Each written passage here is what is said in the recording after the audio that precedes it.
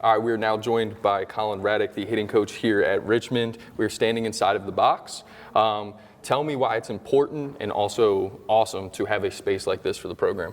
Yeah, for sure. So this is the box is about 2.5 years old. So in my time here, we haven't always had this, and it's tremendous. I mean, just what we're able to do during practices. So being able to bounce in and out. You know, if we got BP going on outside, we'll have both these cages going, machines going. It's awesome. Having the hit tracks allows for us to get some feedback and stuff indoors, which is amazing. And then obviously from a weather perspective, you know, if it ever starts raining, we got to bounce inside. That's really easy to do. We're able to open these nets up and do full live at bats and get our ABs in, which at times, you know, during January, February, as we're getting ready for the season, you know, weather may pose some problems for us. So yeah, this place is absolutely incredible. It's been a real game changer for our program and our development. And then let's get into a little bit of the weeds here, your role of things as the hitting coach. Talk to me about kind of philosophy and what you want this to look like, and maybe the difference between team philosophy as well as individual hitting philosophy for each guy. Yeah, for sure. I think from a team philosophy standpoint, the biggest thing I always talk about is I want to have a bunch of hitters who truly love to hit. I think playing baseball at a high level, it takes a real big passion and a love for the game.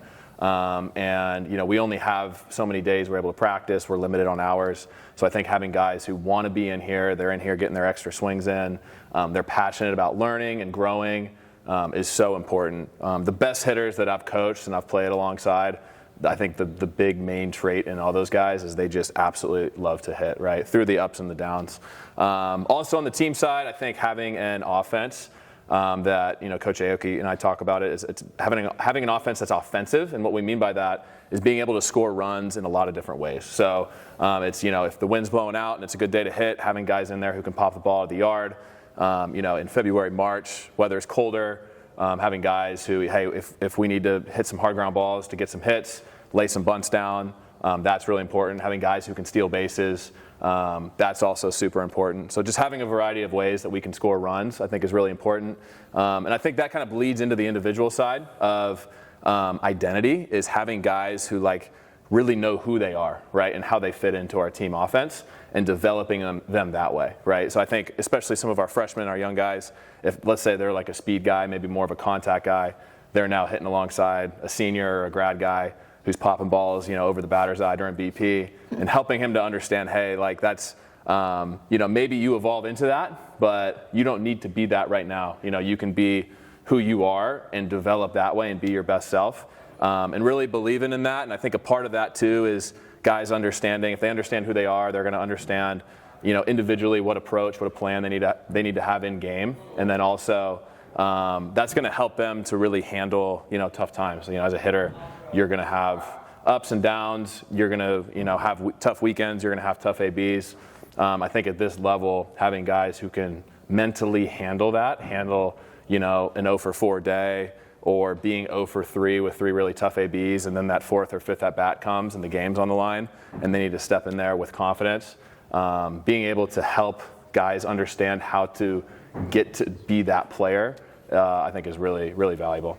And so then how do you go about, you're talking about helping them understand who they are, kind of what's the process of helping them figure that out? And are you just kind of putting guys into different buckets as you go through, hey, these are our guys who have these tools, these are our guys who have these tools, and then we need to kind of, this is what each of them need to work on? What's that process like? Yeah, really good question. I think it takes a lot of time, and it takes a lot of conversations with each guy, helping them to understand, like, hey, like, maybe times where they experience some failure because maybe they got away from who they are. To me, those are the best teaching times in order to have those conversations, to say, like, hey, you know, hey, I got too big here. I tried to do too much. Or for maybe our guy, like our power guys, it's like, hey, I'm tentative early in the count when I should be taking some more aggressive swings. I think those conversations are huge. And then I think, like you said, from a development standpoint, you know, like even in the batting cage here, like we'll have some guys where we never really want them to be much higher than driving balls much higher than this Richmond sign. Some guys we're going to be, you know, using verbiage like, hey, if you're like, don't have your misses be on the ground, right? Some guys we want their misses to be on the ground. So I think each guy understanding, you know, their identity and how that fits into a training perspective, I think is really valuable. And then how you go about kind of setting up some of those things, because you mentioned there having them fail, showing them how to fail, right? Yeah. Being able to handle the failure. What kind of challenging environments are you setting up in here specifically in practice to kind of help them do that? I see we got a couple different types of machines here. What kind of things are you doing to create those challenging environments? For sure. Yeah, we got all kinds of stuff. I think like the thing that's talked about a lot, obviously, is like, we have this spin ball machine right here that, it can ramp up pretty good. And, we can blow guys up with the fastball, throw some really nasty breaking balls. We can mix within that. We can do some 2-strike drills where we create some really tough pitches and guys are having to compete off of that. I think that's the easy answer. A lot of people talk about doing that stuff. But I think we also kind of create maybe some like easier environments where guys are able to have a lot of success, but we're really harping more on the consistency factor where it becomes like, hey, swinging at the right pitch, having the right approach, and kind of doing that over and over and over again. I think that poses like a different challenge where it's like, hey, mentally, can I be locked in every single pitch, not take a single pitch off? I think it's something that a lot of that's not talked about as much. I think it's challenging in a different way, right? Because we both know the best hitters, those guys are the most consistent. And then within that too, with these machines, we're fortunate to have all these machines. We try to create every sort of pitcher that they might face in the game. So, let's say you have like your righty that, has high velo, high ride with like a 12-6 curveball, or you might have a sinker slider kind of lefty guy. Each pitcher is going to kind of create a different problem for a hitter, and each hitter individually kind of needs to understand, hey, what's my plan on this guy? What's my approach based on what I do best?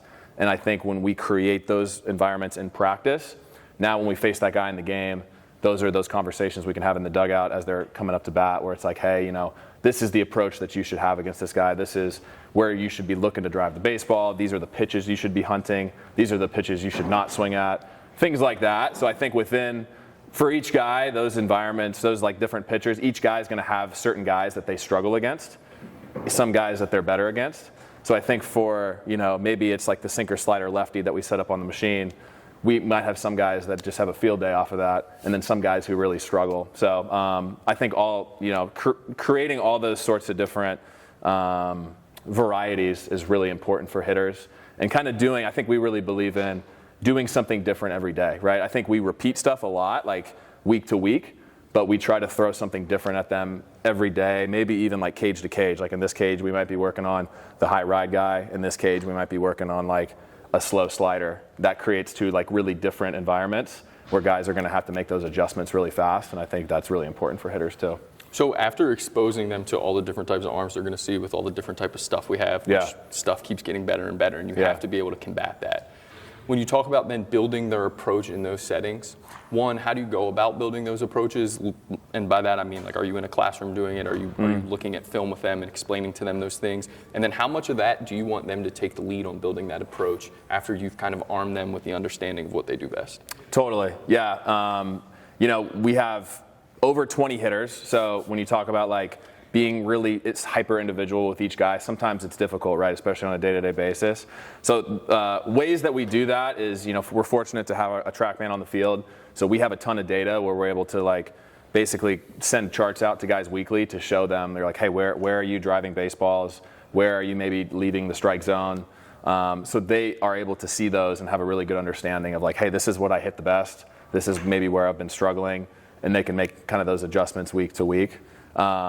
And then, remind me, what did you just talk about? What was the question again? Do you want them to build the approach themselves? Yeah. Or how much are you helping them do that, and where are you getting that done? Are you in the classroom with them? Are you looking at video to kind of show them and help them build that? Is that kind of for sure the way you go about it? No, that's good. So then, we're showing, I think video, like I think anytime, to me at least, anytime we maybe really struggle off a certain guy, or anytime we do really well off a guy, I think showing those clips on video as a team is really valuable, to where guys can see it, where it's like, oh man, like if it's a guy that's really effective down in the zone, and we did a really good job of like laying off everything that's, mid thigh and below, and we're hammering balls up in the zone, like that's something I want to show guys, because I think that helps them to see like, we had success off of this. This is something that we can do in the future. Or if we struggled off a guy, we're never trying to like blow guys up and like make examples out of them. But I think it's valuable to see on video where it's like, hey, this is maybe things that we struggled with. These are adjustments that we can make.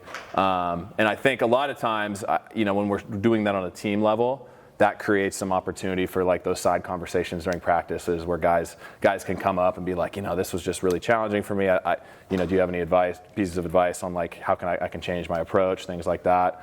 I think the individual side is, like within an offense, you have a lot of individual pieces and you need to address individually.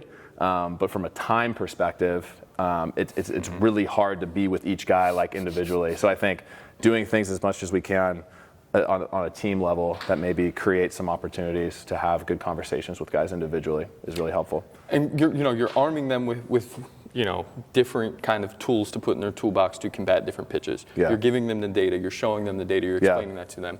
How important is it for you though at the same time to be able to maybe catch them when they're getting too far down a certain road and pull them back? And by that I mean, like, some guys, they'll have one bad day and hitting's really hard. It might just be a bad day. Yep. You don't want them in here tinkering right away because they had one bad day. Totally. How do you kind of go about, recognizing that and pulling back and saying, hey, relax? Totally.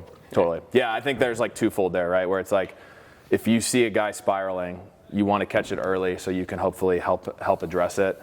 Again, I think that's where the technology we have is so awesome. Where I can be in the office and I can, if a guy's had a tough week and I'm looking at it and I'm like, it just doesn't look right, I can go in there and look at every single pitch. I can see his heat maps, what he's swinging at, what he's not swinging at, and then vice versa. I can go and see like when he had success, did things look different? Was like his intent different? Is his timing and rhythm off? Things like that. So that's a really easy way to make adjustments. And then I think, like you said, most of the time, a lot of our guys, they'll have a bad day or two. And there's not necessarily a reason for it. They just have a bad day, right? I think that's baseball. So helping encourage them through that to say like, hey, everything looks right. You're not doing anything wrong. You just got to keep getting in there, keep competing. A phrase that I like to use a lot is you're one swing away. So like, hey, if you're not feeling right, it's that one good barrel to center field, and then all of a sudden you're like, I got it again, right?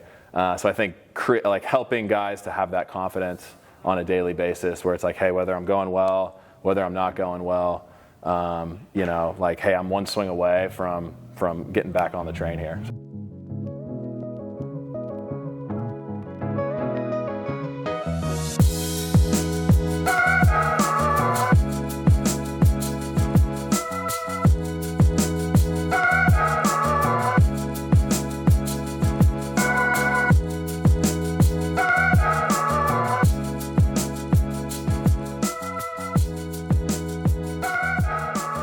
All right, we are now joined by Kyle Norman, who is in charge of the defense and also works with the offense here at Richmond. First and foremost, thanks for joining us. Got to be in here, get a little sneak peek. You guys do classroom sessions a lot. You kind of running it. Talk me through why that's important and kind of what makes that a DNA part of the culture. Yeah, I don't think, honestly, it's taught in high school too much, right? Like when we go down to, we just got back from Fort Myers. I don't think that guys practice nearly enough. So when you do practice, you got to work on base running. We do a great job. It's called Spider BP. So when we do that, we work on backside runners, guys going second to home. So yeah, to answer your question, I don't think that guys work on it too much. They work on hitting, pitchers work on bullpens. There's a lot of one-on-one instruction, but in high school baseball, there's not that team aspect. So when they get here, if we can start to teach them how to go from first to third faster, second to home faster, home to second, I think that's part of the small little things that get us from 4 runs to 7 runs, or from 8 runs to 10 runs. Yeah. Why is it important to show the good and the bad? I noticed you did both of those things. Why is it important to show the good and the bad and doing it in a team setting in front of everyone? Yeah, I think that you can't beat them up too much, right? So when we show one example of somebody going from first to third, it's not just his example, it's for everybody to watch it. So I think that if you show 7 bads in a row, the guys just start to feel like they're getting beaten down. And I see it a ton on social media. If you show more of the good, then guys want to be like that instead of just constantly showing bad, showing bad, showing bad. If you show the good, they'll start to see, okay, that's where I want to be. And to be honest with you, I think that's where the progress comes from showing the good, not just always bad examples. Also, why is it important to kind of tell the truth in front of the whole team? Because if I do it, then they will, right? So I think that we're at that point, and I was like that in college, that it's your buddy, so you don't want to hold them accountable. But I do think that because we are the leaders and we're holding each other accountable, then that just kind of like opens the door to them, right? So if I'm going to hold one of our best players is a senior accountable, then maybe a freshman feels a little bit more comfortable, or that junior who knows he's seen it. Okay, well, if they're not going to hold him accountable, then why would I? And that's kind of that. So I think that in a room like this, you've got to do it. And when it happens now, it's easier when you're in the dugout and you pull him aside in between innings. Hey, you know we can't play like that. He's already heard it a few times in the classroom. So I think that if we do it right away, then it kind of opens up the door for them to do it with each other, to hold each other accountable. You were nervous. You just dominated that. Bunny.